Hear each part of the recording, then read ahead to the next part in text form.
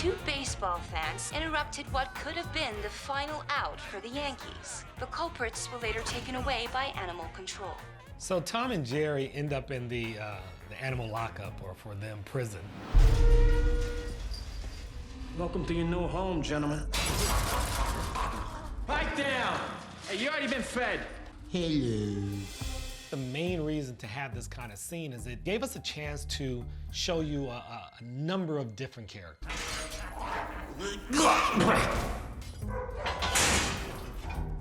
Get comfortable.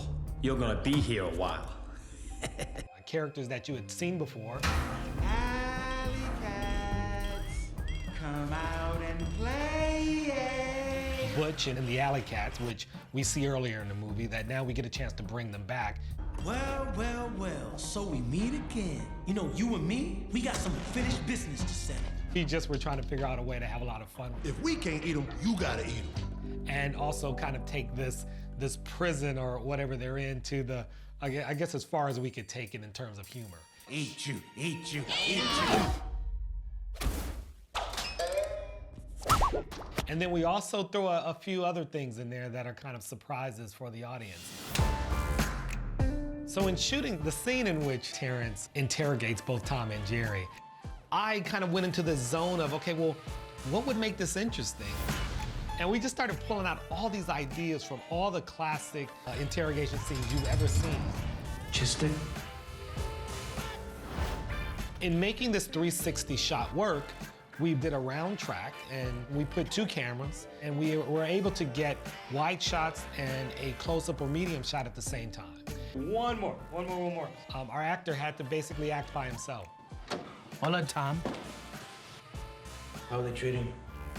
What's interesting about like this movie and why it's a little bit different is that we got like actual puppeteers. Normally, when you do a movie like this, you have like tennis balls and you have to try to react to one of them. We have some really talented puppeteers. So when you're doing a scene, they'll react. It really livens up the interaction between you and the supposed tennis ball, so to speak. It really gives the animators something to interact with. And I think that's what makes these scenes kind of come to life, when you can give a little bit something inside of camera that allows the animators to take that to the next level.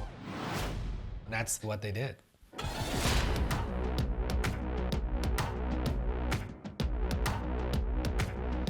Animators and story artists are kind of like actors with a pencil in a way. We've got to really chisel away and get that one funny looking drawing or that one dynamic drawing.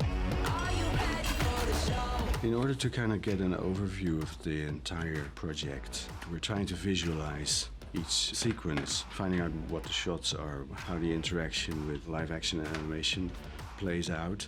Each sequence we're working on may have 2 or 3 iterations, or it may have 5 or 10 or 20. Whatever it needs to really make the gags and the storyline as rich and pleasing to the eye as possible.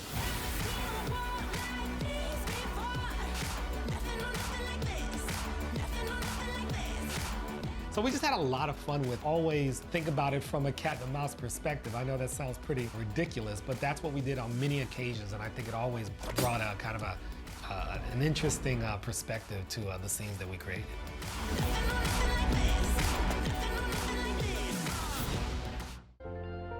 You are the cutest couple ever. And that rock, whoa. Can see that thing from outer space. Good job. You know, you could see our love from outer space. One of the things that I was really excited about when I got the script by Kevin Costello was that he wrote an Indian wedding into this. It's a big deal for the hotel. This might be their biggest society event in many years. I very much think she deserves a big, impressive wedding. To impress Preeta and Preeta's family. Can I ask you a question? Absolutely. What do you think about elephants? You have elephants, Peacocks, flamingos, Bengali tigers, Butterflies? all the different species you could possibly have in one room. They're animated, so no animals were harmed in the making of this film. Smile for the drone cam. Drone cam? Wow. And everything seems to be going just great until... Everything bad that could happen in the wedding goes wrong. The elephants were a great choice. Then all of a sudden, hell breaks loose. It's a pretty big, very expensive disaster. It just kind of gave us this canvas to go crazy on what we bring to life.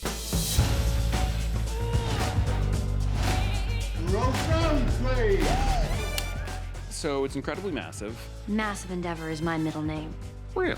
The wedding sets have been spectacular. Indian weddings, they're the most lavish style wedding, mainly because of the colors. The colors were so vibrant and beautiful. The fuchsia and the orange together is very opulent and bright. I know, it's fabulous. We've got clashing colors and flying petals. It's incredibly beautiful. With Hindu weddings, normally the gowns take 10 months to make because they're all hand done. So there was a little bit of a moment of panic. There's so many moving parts. Oh, wow. We will get designs from the art department based on what they're actually going to build on set. So our 3D models will represent as accurately as we can so that when they go down and shoot, they can see where to put cameras, where the characters are going to be, how fast it's going to take Tom to run from one part of the set to another. That becomes a guide for us on the set. The way the animators explain it is that what I improv and what I do physically allows them to be able to animate even more, which is a cool experience, which I've never had that control in. So you're kind of a creator and an actor. Have fun.